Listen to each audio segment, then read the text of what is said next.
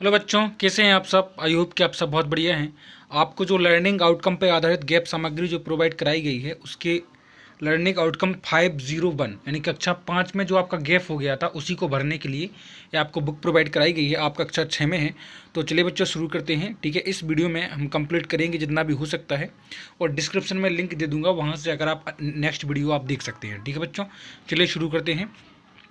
तो सबसे पहले आपको दिया गया है चैप्टर नंबर 1 पाठ 9 रम्मू और कल्लू। ठीक है बच्चों, तो रम्मू कल्लू का चैप्टर जो है आपने कक्षा 5 में जरूर पढ़ा होगा। बहुत ही बढ़िया चैप्टर है। ठीक है, दो लड़कियां रहती हैं, उनकी माँ जो है काम करती हैं। इसी के आधार पर आपको जो है प्रश्न दिए गए। अभ्यास क्रमांक 1, रम्मू की माँ का नाम क्या था। तो बच्चों सही आंसर है रधिया। ठीक है, आपको क्लियर नहीं दिख रहा है तो वीडियो की क्वालिटी जो है इंक्रीज़ कर लें। इस गद्यांश का उचित शीर्षक क्या हो सकता है। तो उचित शीर्षक हो सकता है रम्मू और कल्लू। तुमने पढ़ाई लिखाई नहीं की, यह प्रश्न किसने किया था। तो रम्मू से। ठीक है, किससे किया गया था। तो रम्मू से किया गया। रम्मू ने स्कूल ना जाने के कारण क्या बताया है। तो माँ के काम में सहायता, यही जो है उनने अपनी स्कूल ना जाने का कारण बताया है। ठीक है, बाबूजी ने यह क्यों सोचा कि क्या रम्मू और कल्लू का सारा जीवन यूं ही बीतेगा। तो बाबूजी को उनमें अपनी पुत्री रेखा और रमा का भास हुआ, इसलिए उन्होंने ऐसा सोचा कि इन्हें भी पढ़ना चाहिए। ठीक है, चलते हैं नेक्स्ट पेज। अगला क्वेश्चन है प्रश्न नंबर 2, क्या आप रम्मू के विद्यालय न जा पाने के तर्क से सहमत है। यदि हाँ तो क्यों, नहीं तो क्यों। तो देखो, हम रम्मू के विद्यालय न जा पाने के तर्क से सहमत हैं क्योंकि कई लोग विद्यालय जाना चाहते हैं परंतु विषम परिस्थिति के कारण नहीं जा पाते। ठीक है, अगला है क्या रम्मू और कल्लू की माँ उन्हें स्कूल भेजने के लिए तैयार हुई होगी। कारण सहित बताइए। हाँ, रम्मू और कल्लू की माँ उन्हें स्कूल भेजने के लिए तैयार हुई होगी यदि कोई उनकी घर की जिम्मेदारी ले तो। ठीक है, अपने आसपास के घटित किसी घटना को देखकर किसी एक घटना के बारे में लिखें। ठीक है, जिसने अपनी शिक्षा पूरी की हो काम धाम करते हुए। देखो, जी हाँ, हमारे यहाँ एक लड़की ने काम करते हुए अपने घर संभालते हुए ना केवल अपनी शिक्षा पूरी की बल्कि अपनी सरकारी नौकरी का सपना भी पूरा किया। ठीक है, चलते हैं पेज नंबर 5। पेज नंबर 5 पर आपको लर्निंग आउटकम तो नहीं दिया गया लेकिन पाठ्य सामग्री 8 जो आपकी कक्षा 5 में छत्रपति शिवाजी, उसके आधार पर कुछ प्रश्न पूछे गए हैं कि गद्यांश में वर्णित घटनाएं शिवाजी के किन गुणों को व्यक्त करती हैं। तो गद्यांश में वर्णित घटनाएं शिवाजी की वीरता और साहस को व्यक्त करती हैं। शिवाजी ने बादशाह मोहम्मद शाह आलम को कार्निश क्यों नहीं की थी। तो शिवाजी ने बादशाह मोहम्मद आलम को कार्निश इसलिए नहीं किया क्योंकि बहुत ही दुष्ट और अत्याचारी व्यक्ति था और शिवाजी उन्हें मन ही मन पसंद नहीं करते थे। ठीक है, चलते हैं पेज नंबर 6 पर। Page number 6 question number 3, Shivaji के मन में कौन सी इच्छा थी, उन्होंने किसी उसे किनकी सहायता से साकार किया। तो शिवाजी के मन में स्वराज की इच्छा थी, उन्होंने यह सब वीर मावली योद्धाओं को संगठित कर के अपनी इच्छा को साकार किया। ठीक है, अगला क्वेश्चन है नेक्स्ट अभ्यास क्रमांक 5 में दिए गए गद्यांश के आधार पर शिवाजी के गुणों को प्रदर्शित करने वाली कम से कम 3 घटनाएं अपने शब्दों में लिखो। तो पहली घटना है वीरतापूर्वक स्वराज्य की लड़ाई मावली योद्धाओं के साथ मिलकर। दूसरी घटना है स्त्री सम्मान, सूबेदार की पुत्रवधू को सम्मानपूर्वक विदा किया। और तीसरा है युद्ध कौशल, उन्होंने छापा मारी युद्ध की प्रणाली शुरू की। ठीक है, मूल्यांकन अगला क्या है देखो। अगला है आपको कि इन 4 टॉपिकों में कोई भी एक आपको कविता लिखनी है। तो देखो, कितने मज़े हमारे होते, सुंदर पंख हमारे होते, आसमान की ऊंचाइयों को रोज़ रोज़ हम मिलकर छूते, बिना रेल के बिना गाड़ी की हम सब इधर उधर पहुंच जाते। ठीक है, इस तरह से मैंने बनाई है, आप अपनी भी हिसाब से बना सकते हैं। चलते हैं पेज नंबर 7। प्यारे बच्चों, पेज नंबर 7 पीर पराई जाने रे लर्निंग आउटकम 504 एंड 516 दोनों साथ में दिए गए हैं। ठीक है, तो बच्चों पीर पराई जाने रे एक यह वाक्य लिया गया है, वैष्णव जंतु तेने कहिए। ठीक है, पीर पराई जाने रे। ठीक है, तो महात्मा गांधी जी भी गाते थे इसको। ठीक है, और नरसिंह मेहता द्वारा रचित यह सॉन्ग है, यह गीत है। तो अभ्यास क्रमांक 1 में आपको दिया गया है याचक और दाता वाला चैप्टर दिया गया है। ठीक है, तो देखो, उपयुक्त गद्यांश का उचित शीर्षक लिखिए। तो इसका उचित शीर्षक जो है होना चाहिए आपका याचक और दाता। ठीक है, अगला है वृद्धा सेठ जी के किस व्यवहार पर किस व्यंग से हंस पड़ी। तो सेठ जी मदद के लिए तैयार नहीं थे परंतु जब उन्हें पता चला कि वह उनका बेटा है तो वह मदद के लिए तैयार हो गए। अब वृद्धा उनके इस व्यवहार पर हंस पड़ी। ठीक है बच्चों, चलते हैं page number 8। Page number 8 question number 3 में आपसे कहा गया है क्या सेठ जी का व्यवहार मानवता के अनुरूप था। तो हाँ, तो नहीं, सेठ जी का व्यवहार मानवता के अनुरूप नहीं था। इस गद्यांश की कौन सी पंक्ति वृद्धा की संवेदना को व्यक्त करती है? तो बाहर वृद्धा चिल्ला रही थी और कि मेरे बच्चे को मुझे वापस कर दो, यह मेरे दिल का टुकड़ा है। यह पंक्ति वृद्धा की संवेदना व्यक्त करती है। वृद्धा और सेठ जी की बालक के प्रति ममता में क्या अंतर है? तो देखो, जब सेठ जी को पता चला कि वह बालक उनका पुत्र था, तब उनका स्वार्थ भरी ममता जागी, परंतु वृद्धा का प्रेम बालक के प्रति निस्वार्थ था। ठीक है। अगला है, किसी भीड़ वाली जगह में आपको कोई खोया हुआ बच्चा मिले तो अगर हमको खोया हुआ बच्चा मिले तो हम तुरंत पुलिस सहायता केंद्र में सूचना देंगे। आपके गांव या मोहल्ले में किसी निर्धन व्यक्ति के घर में आग लग जाने से उनका सारा सामान जल जाए तो यदि हमारे आसपास किसी की ऐसी घटना होती है तो हम उसकी निस्वार्थ भाव से सहायता करेंगे। ठीक है। नेक्स्ट पेज पर अगला क्वेश्चन है आपका कोई साथी पेन कॉपी खरीदने में असमर्थ हो जबकि आपके पास जेब खर्च के लिए मिले बहुत से रुपए हों, तो यदि हमारा कोई ऐसा हो हमारे साथ तो हम उसे पेन और कॉपी खरीदने में मदद करेंगे। ठीक है। अगला है, रास्ते में एक बूढ़ी महिला भारी थैला मुश्किल से उठाए उसी ओर जा रही थी जिस ओर आपका घर है, तो यदि हमें कोई ऐसी महिला मिली तो हम उसकी थैली अपने हाथ में लेकर उसकी सहायता करेंगे। ठीक है। अगला है, आपको एक पैराग्राफ दिया गया है और पैराग्राफ को आपको कंप्लीट करना है, याद रखना। तो आप स्क्रीन पर देख सकते हैं, इसी को आपको आगे और बढ़ाकर लिख देना है। आप अपने हिसाब से भी लिख सकते हैं, बल्कि आपको जो स्क्रीन पर दिख रहा है वीडियो को पॉज करके उसको ही आप लिख दें। ठीक है। चलते हैं नेक्स्ट पेज पर। अगला क्वेश्चन है, अनुमान के आधार पर बताइए कि पिल्ले के पैर कैसे टूटे होंगे। तो देखो, जो अभी आपने जो स्टोरी बनाई ना उसी के आधार पर बनाने हैं। तो पिल्ले के पैर वाहन दुर्घटना से टूट सकते हैं। ठीक है। अगला है, पैर टूटने से पिल्ले की क्या क्या परेशानियां हो रही होंगी।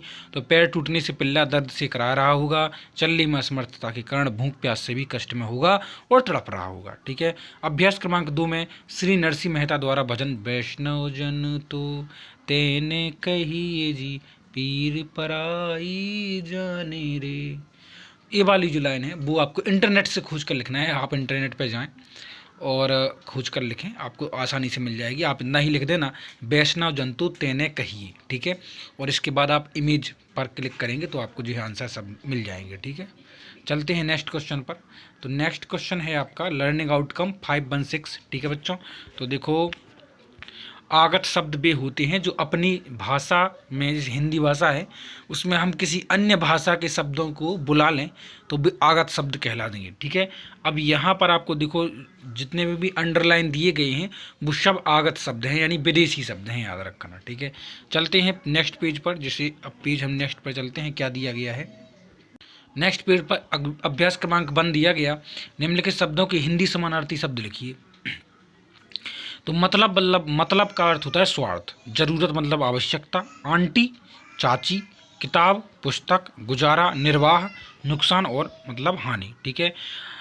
अगला है, उदाहरण अनुसार निम्नलिखित हिंदी शब्दों के लिए प्रयुक्त आगत शब्द लिखना है। तो विश्वास के लिए भरोसा, आदेश के लिए इजाज़त, चिकित्सक के लिए डॉक्टर, हकीम, उपहास के लिए मजाक। ठीक है। अगला है, आपको बताना है कौन सी भाषा के शब्द है। तो पुलिस मतलब हो जाएगा अंग्रेजी का, टाइम भी अंग्रेजी का, कलम हिंदी का, पेन अंग्रेजी का, और खास जो हो जाएगा वो उर्दू का शब्द कहलाएगा आपका। ठीक है। अगला है लर्निंग आउटकम 505 और इसके आधार पर आपको आवश्यक सूचना दी गई है। जैसे कि आपको सूचना दी गई प्रधानाचार्य जी द्वारा, और उसी आधार पर आपको भी एक सूचना का निर्माण करना है। तो मैंने इधर किया है, आप भी लिख लें।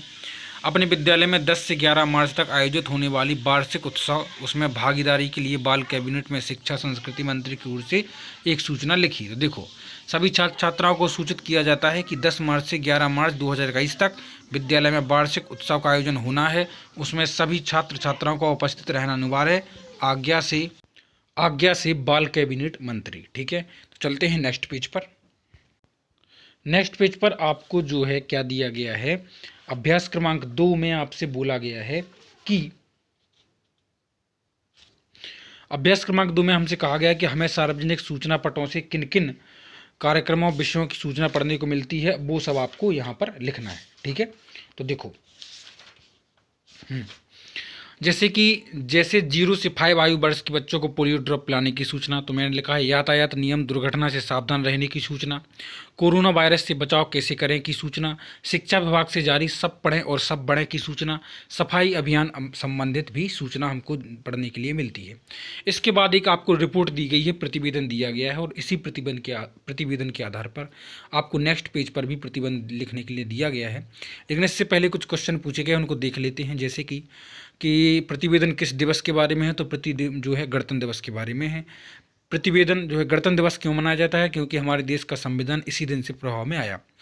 झंडारोहण किसके द्वारा किया गया, तो मुख्य अतिथि ग्राम प्रधान श्री अयोध्या प्रसाद जी के द्वारा झंडारोहण किया गया। सांस्कृतिक कार्यक्रम किसके द्वारा प्रस्तुत किए गए हैं, तो छात्र छात्राओं के द्वारा जो है सांस्कृतिक कार्यक्रम प्रस्तुत किए गए हैं।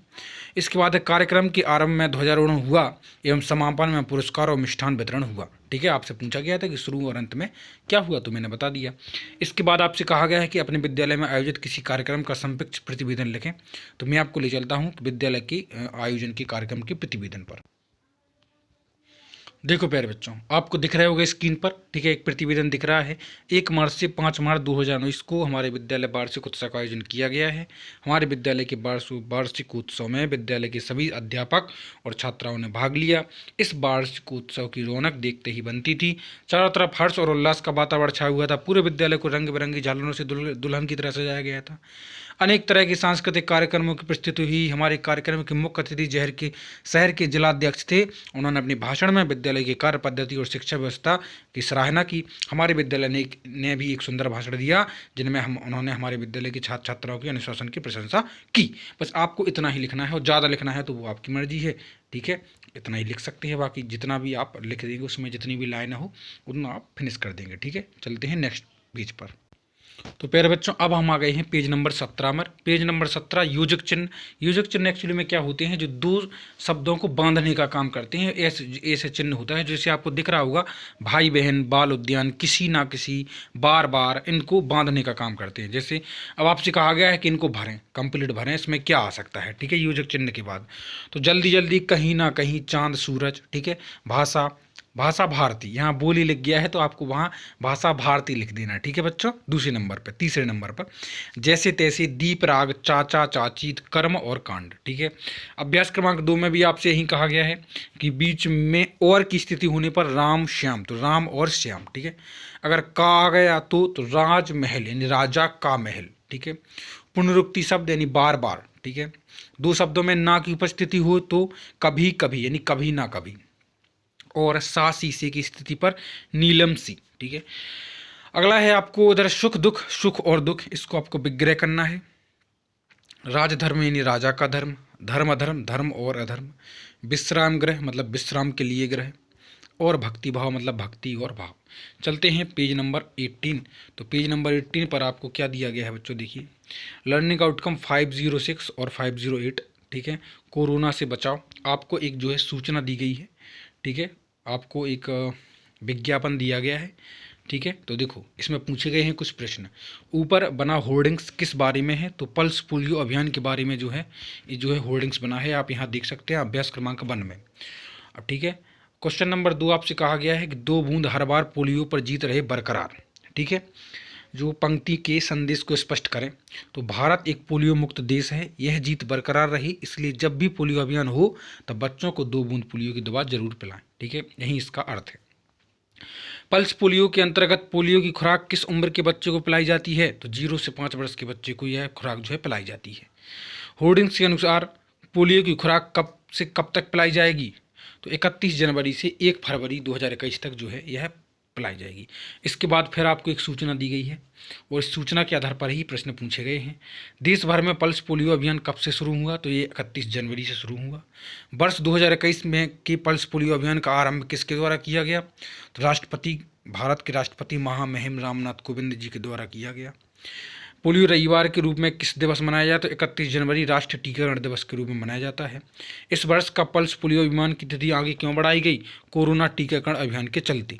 पल्स पोलियो अभियान से कितने बच्चे लाभान्वित हुए, तो 17 करोड़ बच्चे लगभग जो है लाभान्वित हुए।